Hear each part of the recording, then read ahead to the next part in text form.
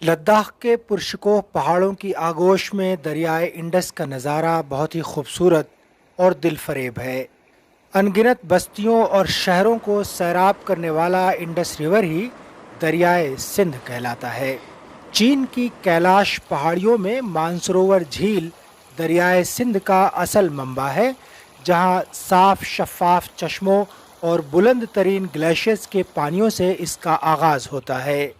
پاکستان کا طویل ترین دریائے سندھ خطے لداخ کی انہی حسین وادیوں سے بڑی شان و شوکت کے ساتھ بہتا ہوا گزرتا ہے اور ہزاروں میل کی مسافت کے بعد کراچی پہنچ کر بحیر عرب میں ضم ہوتا ہے۔ یہ انڈس ریور آگے چل کے تقریباً یہاں سے 25-30 کلومیٹر کے فاصلے پہ جائیں گے تو زنسکار ایک دریا ہے، اس میں اس کا سنگم ہوتا ہے اور پھر ان دونوں دریاؤں کا سنگم ایک بن کے بہتا ہے گلگت بلتستان کی طرف۔ ہم آپ کو اب یہاں سے جو ہے زنسکار کے سنگم پہ لے چلیں گے اور پھر آپ کو بتائیں گے کہ یہاں سے کیسے اپنی جو دریائے سندھ ہے وہ اپنی طاقت پکڑتا ہے۔ لداخ کی مرکزی پہاڑی سلسلوں کے درمیان سے گزرنے والا دریائے انڈس ایشیا کے طویل ترین دریاؤں میں سے ایک ہے۔ راستے میں پڑنے والے تمام ندی نالوں کو یہ اپنے آپ میں سموتے ہوئے چلتا ہے۔ یہ لداخ کی وادی زنسکار ہے۔ دریائے سندھ یہاں دریائے زنسکار سے ملتا ہے، جس کا پانی قدرے مٹیالہ ہے۔ یہ اس کا پہلا بڑا سنگم ہے جس میں سیاحوں کی بڑی دلچسپی رہتی ہے۔ زنسکار سنگم کے نام سے معروف یہ مقام رافٹنگ کے لیے بھی مشہور ہے۔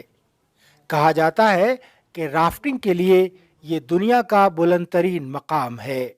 جہاں ہم کھڑے ہیں یہ علاقہ زنسکار ہے، یعنی لداخ کا ایک اور ویلی ہے، اور یہاں سے دو دریاؤں کا سنگم اور زیادہ طاقتور ہو کر کے پھر یہ بہتا ہے۔ آپ میرے پیچھے جو پہاڑی ہیں وہ دیکھ رہے ہیں، یہ بٹالک سیکٹر ہے اور بٹالک سیکٹر کے بالکل بغل میں پاکستان ہے۔ پہاڑوں کا سینہ چاک کرتے ہوئے دریائے سندھ کی روانی اور سبز و نیلگو پانی کا زیر و بم قابل دید ہے۔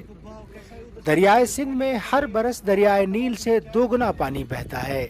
بٹالک سیکٹر کے عالیشان پہاڑوں کے درمیان بھی اس کی شاندار روانی دیکھنے کے لائق ہے۔ لداخ کے بیشتر علاقوں میں یہ پہاڑوں کے بیچ سے گزرتا ہے، تاہم پاکستان میں یہ زیادہ تر میدانی علاقوں میں بہتا ہے۔ جنوبی ایشیا کی قدیم ثقافتوں میں دریائے سندھ کا ذکر بڑی آن بان کے ساتھ ہوا ہے۔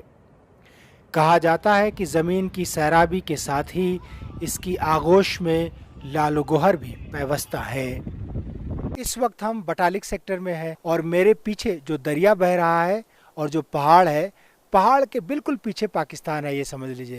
ہم نے دریائے سندھ کی کہانی آپ کو بتائی کہ لداخ میں اس کی کیسے اوریجن ہوتی، کہاں سے اس کا آغاز ہوتا ہے، پھر یہ کیسے مختلف دریاؤں سے ملتا ہوا اور پہاڑوں کے چشموں سے جو پانی آتا ہے اس سے ملتا ہوا کیسے یہ یہاں بٹالک سیکٹر تک پہنچتا ہے اور آگے جا کر کے پاکستان میں داخل ہوتا ہے اور پھر دریائے سندھ کہلاتا ہے۔